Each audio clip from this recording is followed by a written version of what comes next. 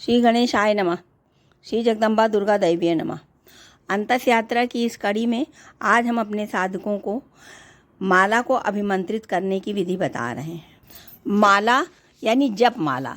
जब हम बाज़ार से माला लेकर के आते हैं, वैसे अलग अलग मंत्रों के लिए अलग अलग माला होती है, लेकिन उसका पवित्रीकरण और माला को अभिमंत्रित करना सभी माला के लिए एक होता है। जिस माला से जाप करना है उसका संस्कार व शुद्धि करना भी ज़रूरी है। एक पात्र में पंचामृत और 5 अलग अलग पात्रों में पंचगव्य, गाय का दूध, दही, घी, शहद और शर्करा यानी चीनी लें। इसमें थोड़ी सी कुशा या दूर्वा यानी दूध डाल दें। इससे माला को शुद्ध करें। इसके बाद पीपल या पान के पत्रों पर माला को रख दें। वैसे हमारे आचार्य, पुरोहित, पंडित सभी होते हैं जो हमें माला अभिमंत्रित करके देते हैं। हमें समयानुसार उनकी मदद लेनी चाहिए। अगर हम नहीं मदद ले सकते हैं या हमारे पंडित, पुरोहित आदि उपलब्ध नहीं हैं, तो हमें स्वयं ही कुछ हल्के फुल्के विधि विधान करके अपनी माला को अभिमंत्रित कर लेना चाहिए, जिससे हमारा मंत्र जप फलदायी हो। हमें माला की पूजा अर्चना कर लेना चाहिए। यहाँ हम अपने साधकों को कुछ संक्षिप्त विधि बता रहे हैं। इसके लिए हमें कुछ बेसिक चीज़ों की ज़रूरत होती है। जैसे माला को स्नान कराने के लिए हमें पंचद्रव्य यानी दूध, दही, घी, शक्कर, शहद आदि और पंचामृत, जैसे हम भगवान का स्नान कराते हैं पंचामृत से और पंचगव्य से, उसी प्रकार से हमें पंचगव्य अलग अलग पात्रों में ले लेना चाहिए और पंचामृत बना के रख लेना चाहिए। और बाज़ार से नई माला आप लेकर के आएँ। सभी चीज़ें आप व्यवस्थित कर दें। धूप, दीप, नैवेद्य आदि सभी की व्यवस्था कर दें, जैसे आप पूजा अर्चना में करते हैं। ये देखिए, हमने कुछ यहाँ पर दिखाया है। पंचगव्य, पंचामृत, गंगा जल की शीशी और माला, ये आप देख लें। और जो कुछ भी कमी हो पूजा में, जो भी पंचोपचार या षोडशोपचार पूजा जो भी आप करें, उनके अनुसार आप सामग्री ले लें और पान के पत्ते भी ले लें। इस प्रकार से आपने सभी तैयारी कर ली। धूप, दीप, नैवेद्य सब आदि की व्यवस्था पहले से ही कर लें। फूल, पीतल या चांदी की थाली ले लें। ना हो तो स्टील की भी ले सकते हैं, क्योंकि देश काल परिस्थिति के अनुसार ही हम कुछ कर सकते हैं। अब थाली पर रोली से स्वास्तिक बना दें या रोली छिड़क दें। पान का पत्ता रख दें, उस पर फूल रख दें। दीपक जला लें, क्योंकि दीपक साक्षी होता है हमारे सभी कर्मों का। अब माला को दूध, दही, घी, शक्कर, पंचामृत, उसके बाद साधारण जल से और गंगा जल से स्नान करा के देखिए माला को अच्छे से पोंछ लीजिए। और माला को पोंछ करके, माला को प्रणाम करके पान के पत्ते के ऊपर आप माला रख दें।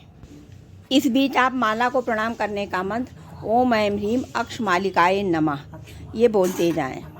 आप जैसे स्नान कराने के बाद देवी देवताओं को वस्त्र, उपवस्त्र और यज्ञोपवीत निवेदन करते हैं, उसी प्रकार माला पे भी कलावे के टुकड़े के रूप में वस्त्र, उपवस्त्र, यज्ञोपवीत निवेदन करें और रोली, अक्षत, चंदन आदि जो कुछ भी आपने व्यवस्था कर रखी है सब आप माला में दिखा दें। फूल चढ़ा दें और नैवेद्य माने भोग लगा दें। भोग आप चाहे बर्फ़ी, पेड़ा या कोई ड्राई फ्रूट्स आदि जो भी आप जितनी अच्छे से व्यवस्था कर सकें, पूरी श्रद्धा भावना से माला की विधिवत पूजा करें और धूप, दीप आदि दिखा दें।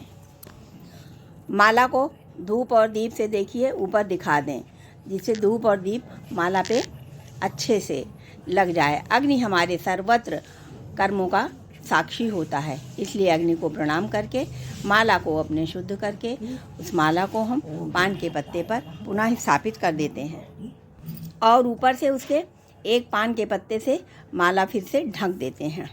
अब इस प्रकार माला को ढक करके मंदिर में या कहीं पवित्र स्थान पर रख दें।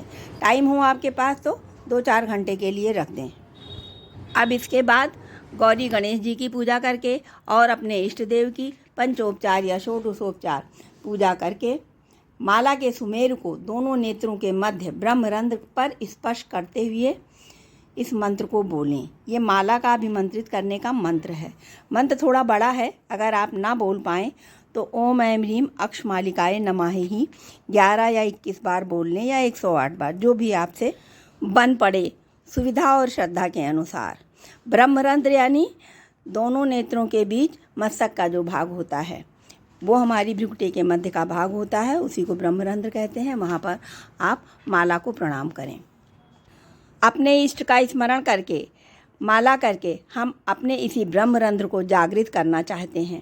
यही हमारा उद्देश्य होता है। माला को जागृत करने का मंत्र है ओम माम माले महामाये सर्वशक्ति स्वरूपिणी चतुर्वर्गस्त्वयि न्यस्तस तस्मान में सिद्धिदा भव। ओम अविघ्नं कुरु माले त्वं गृहां दक्षिणे करे जप काले चा सिद्धयर्थम प्रसीद मम सिद्धये। ओम अक्षमालाधिपतये सुसिद्धिं देहि देहि सर्वमंत्रार्थ साधिनी साधय साधय सर्वसिद्धिं परिकल्पय परिकल्पय में स्वाहा। मंत्र कुछ बड़ा है और संस्कृत में होने के कारण हमारे युवा साधक जिनको संस्कृत नहीं आती है वो शायद ना पढ़ पाएँ, तो उसके लिए ओम ऐं ह्रीं अक्षमालिकाय नमः यही आप बोलकर, ऐसे मैंने पहले भी कहा है, यही आप बोलकर माला को प्रणाम करें। उसके बाद हाथ में माला लेकर, जैसे माला की विधि होती है, माला को किसी थैली या कपड़े में ढककर ही माला का जाप करना चाहिए और तर्जनी उंगली का स्पर्श नहीं कराना चाहिए। माला को अनामिका और अंगूठे से पकड़ करके माला का जाप करना चाहिए और एक माला पूरी हो जाए तो सुमेरु का उल्लंघन नहीं करना चाहिए। माला पूरी हो जाने पर वहीं से माला पलट देना चाहिए। ये अलग का विषय है। इस प्रकार से आप माला पर सबसे पहले श्री गणेशाय नमः, उसके बाद ओम गौरीये नमः, कुछ मूल मंत्र आप इस तरह से करके अपने माला को अभिमंत्रित कर दें और पूरी श्रद्धा और विश्वास से जो भी मंत्र आप जपना चाहें या जिस मंत्र के लिए आपने माला ली है उस मंत्र का जाप निरंतर करते रहें। जब हमारी माला पूरी हो जाए, एक माला, दो माला या जो भी आपका संकल्प है, उसके बाद उस दिन मंत्र को प्रभु के चरणों में समर्पित करते हैं। जिस देवी या देव का मंत्र हो उनके चरणों में समर्पित करते हुए मंत्र बोलते हैं। अगर आप बोल सकें तो ओम गुह्याति गुह्यगोप्त्री त्वं गृहाणास्मत् कृपम जपम सिद्धिर्भवतु मे देवी, या देव, जैसे आप देव की माला जपें तो देव कहें, देवी की माला जपें तो देवी कहें।